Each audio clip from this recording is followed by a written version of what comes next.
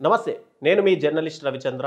రీసెంట్‌గా ఆంధ్రప్రదేశ్ మాజీ ముఖ్యమంత్రి వైఎస్ఆర్‌సీపీ అధినేత జగన్మోహన్ రెడ్డి గారు తాడేపల్లి నివాసంలో అటు ఉమ్మడి కృష్ణా జిల్లాకు సంబంధించినటువంటి కొంతమంది ముఖ్య నాయకులతో ఒక సమావేశం ఏర్పాటు చేశారు. అయితే ఈ సమావేశం పైన అటు కూటమి టీడీపీ అనుకూల మీడియా ఛానళ్లలోనూ, వార్తాపత్రికల్లోనూ ఒక అసంబద్ధమైన వార్తలైతే రాస్తున్నారు. ఏంటంటే జగన్మోహన్ రెడ్డి గారు అటు కృష్ణా జిల్లా ఉమ్మడి కృష్ణా జిల్లాకు సంబంధించినటువంటి నాయకులు, సమన్వయకర్తలతోటి మీటింగ్ పెట్టి, ఆ మీటింగ్‌లో అటు వల్లభనేని వంశీతో పాటు కొడాలి నానిని ఇద్దరిని కూడా హెచ్చరించారు. మీరు ఈ పార్టీలో ఉంటే ఉండండి, లేదా పార్టీ నుంచి బయటికి వెళ్ళండి. త్వరలోనే యాక్టివ్ కావాలి. యాక్టివ్ కాకపోతే మీకు ఉద్వాసన తప్పదు అంటూ జగన్మోహన్ రెడ్డి గారు హెచ్చరించారు అని చెప్పి ఇక్కడ వార్తలు ప్రచురించాయి. అయితే కొడాలి నాని గత కొంతకాలంగా అనారోగ్య సమస్యలతో బాధపడుతున్న విషయం చాలామందికి తెలుసు.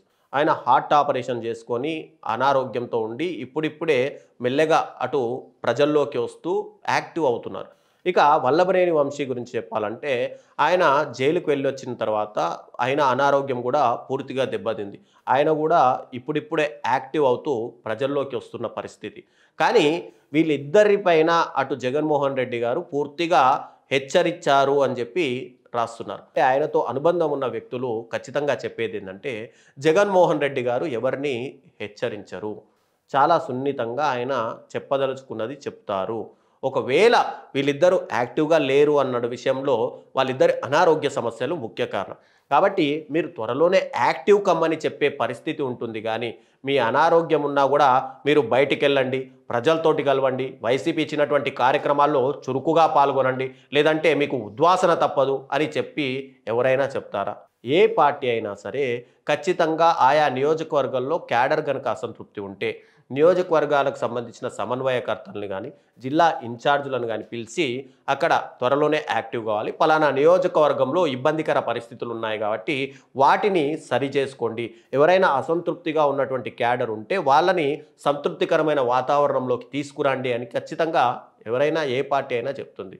అలాగే జగన్మోహన్ రెడ్డి గారు కృష్ణా జిల్లాకు సంబంధించినటువంటి ముఖ్య నాయకులను పిలిచి, అంటే రీసెంట్‌గా పీపీపీ విధానం పైన కానీ, ఈ కల్తీ లిక్కర్ విషయంలో కానీ పూర్తిగా ఆయన వైసీపీ పిలుపు ఒకటి ఇచ్చింది. ఆ పిలుపు ప్రకారం ఆయా నియోజకవర్గాల్లో దాదాపు 175 నియోజకవర్గాల్లో కూడా కార్యక్రమాలు నిర్వహించారు. అన్ని జిల్లాల్లోనూ, అన్ని నియోజకవర్గాల్లోనూ కార్యక్రమం అనేది పూర్తిగా సక్సెస్ అయ్యింది. కొన్ని నియోజకవర్గాల్లో అటు నాయకులు పట్టించుకోకపోవడంతో కొన్ని దగ్గర ప్రజలు బయటికి రాలేదు.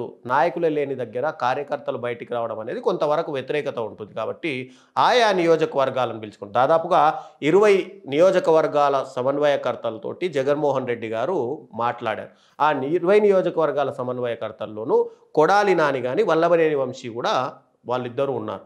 దాంట్లో అందరితో మాట్లాడినట్టుగానే నియోజకవర్గంలో యాక్టివ్ కావాలని జగన్మోహన్ రెడ్డి గారు చెప్పారు. కానీ మీరు ఇద్దరిని ఉద్వాసన పలుకుతాము అని చెప్పి ఎక్కడా కూడా జగన్మోహన్ రెడ్డి గారు చెప్పినట్టుగా లేదు అని చెప్పి వైఎస్ఆర్‌సీపీ పార్టీకి సంబంధించినటువంటి నాయకులే ఖండిస్తున్నారు. కాబట్టి దీనిపైన విస్తృతంగా ప్రచారం చేస్తూ వాళ్ళిద్దరిని పార్టీల నుంచి దూరం పెట్టారని, పార్టీలో త్వరలోనే వాళ్ళు పార్టీ నుంచి వెళ్ళిపోతారని, లేదంటే క్యాడర్ దూరం అవుతుందని విస్తృతంగా ప్రచారాలు చేస్తున్న ఏవైతే ఉన్నాయో వాటిని ఖచ్చితంగా ఆపాల్సి ఉంటుంది. ఎందుకంటే ఏ నాయకుడైనా సరే ఆయా నియోజకవర్గాల్లో సమన్వయకర్తలతో మాట్లాడడం అనేది అది ఎప్పుడూ జరిగే విషయమే. ఇప్పటికే మీకు సంబంధించి ఎందుకు కూటమిలో పార్టీలో ఉన్నటువంటి ఎమ్మెల్యేలు, మంత్రులపైన కూడా చాలా వరకు అసంతృప్తి ఉంది. ప్రతిసారి ఇదే పేపర్లలోనూ, ఇదే మీడియా ఛానళ్లలోనూ మీరే రాసిన వ్యక్తులు ఏంటంటే చంద్రబాబు గారు పలానా మంత్రి మీద ఫైర్ అయ్యారు, పలానా ఎమ్మెల్యే మీద ఫైర్ అయ్యారు, పలానా మంత్రికి త్వరలోనే క్యాబినెట్ నుంచి ఉద్వాసన ఉంటుంది అని చెప్పి మీ ఛానల్లోనే రాశారు. 1995 సీఎంగా చంద్రబాబుని మళ్ళీ చూస్తారు అని చెప్పి మీరే ఒక హైప్ క్రియేట్ చేసుకుంటున్నారు. అలా సీఎంగా చంద్రబాబు నాయుడే అలా ఎమ్మెల్యేలపైన, మంత్రులపైన సీరియస్ అయినప్పుడు ఇక్కడ ఒక సమన్వయకర్తల మీటింగ్‌లో మీరు యాక్టివ్‌గా అండి అని జగన్మోహన్ రెడ్డి గారు చెప్పడంలో తప్పేముంది?